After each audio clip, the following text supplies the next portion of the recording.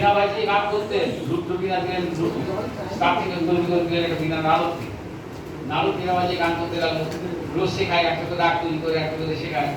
তো একদিন নারদ দেরি করে আসছে, তো দেরি করে আসতে তো দেরি করলে কারণ নারদ তখন বলছে, বাবা এত খেপে গেলে মুশকিল ব্যাপার হয়ে যাবে।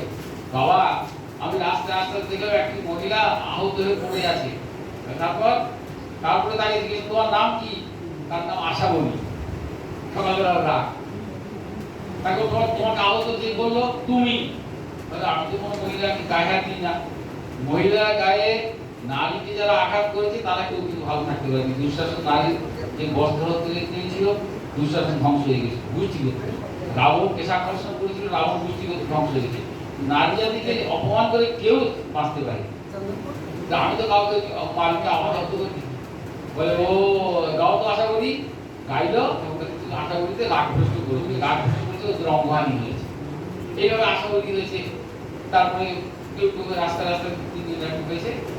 এইভাবে কখনো গান করবে না, যখন গান করবে তখন ভালো করে করবে। আমি যেগুলো সৃষ্টি করেছি সেগুলো ঠিক করে করবে। গীতা পাঠ করবে, ছন্দ করে করবে। শ্লোকে ষষ্ঠম গুরুর গিরিয়ম সর্বত্র লঘু পঞ্চম বিচতুষ পাদে হর্ষম সপ্তমম দীর্ঘমন্বয়। এইখানে এইভাবে ছন্দ করে করে পাঠ করবে। প্রত্যেকটি ছন্দের লক্ষণ করেছেন ভগবান। আর এই অনুষ্ঠিত ছন্দ, অনু শব্দের অর্থ হচ্ছে পশ্চাৎ, পরে। স্তূপ শব্দ এর থেকে হয়েছে ইংরেজি। প্রত্যেকটি শব্দ আমাদের ভারতীয় সংস্কৃত থেকে শিখিয়েছে পৃথিবীর যত ভাষা। স্তূপ শব্দ, স্তূপ মানে থেমে যাওয়া, সে থেকে হচ্ছে স্টপ। অনু মানে পরে, স্তূপ মানে থেমে যায়। কি থেমে যায়? যে বৃত্তি, যে বহির্মুখী বৃত্তি, যে বিষয়ের দিকে বৃত্তি, সেইগুলো অন্তর্মুখী হয়ে যায় এই অনুশীলন গীতা পাঠ করবে। সেই জন্য অনুশীলনকে প্রার্থনা দেওয়া আছে সরস্বতীর এক নাম। তা আমরা সেইভাবে পাঠ করতে পারবো না, তার কারণ হচ্ছে সময় অনেক লেগে যাবে। সেই মাত্রাগুলো করতে করতে মাত্রা করতে সময় লাগবে। আর আমরা একসঙ্গে যারা যারা একটা মন্দিরে বসে আছি, কেউ আশাবরীতে গাইবে, কেউ গোপালীতে গাইবে, কেউ ভৈরবীতে গাইবে, নানান রকম করে।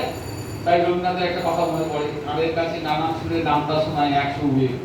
আমার ভগবান মন্দিরে বসে ভাববে এই কুড়িগুলো বসে নামতা শোনায় একশো কুড়ি। মানে বিভিন্ন রকম ভাবে শোনালে অসুবিধা হবে। সে আমরা সম্পূর্ণ গীতা পাঠ করতে পারবো না, সময় নেই। আমরা একটা অধ্যায় করবো। যারা যারা গীতা পাঠ করতে অভ্যস্ত তারা একটু জোরে ভলটা দেবেন।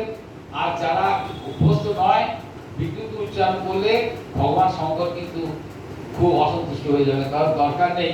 এটা ভগবান গোবিন্দের বই নয়, এটা ভগবান শঙ্করের বই। তিনি অবতার হয়েছে শুধু একমাত্র গীতা ভাষ্য করার জন্য। আর সঙ্গে উপনিষদগুলো ভাষ্য করেছিলেন, সেটা ঠিক আছে। কিন্তু আসল হচ্ছে এই গীতাকে ভাষ্য করার তিনি অবতার হয়েছে ভগবান শঙ্কর। হলো বাবা বিশ্বনাথ কি? আমরা বাবা বিশ্বনাথের দেশের লোক। এই বাবা বিশ্বনাথকে সবসময় আমরা উপরে রাখি, আর কাউকে উপরে রাখতে পারবো না। বাবা বিশ্বনাথকে আমরা উপরে রাখি। আমরা পাঠ করবো। যারা যারা পাঠ করতে অভ্যস্ত, তারা একটু সাউন্ড দেবেন। আর যারা যারা শুধু গলা থাকলে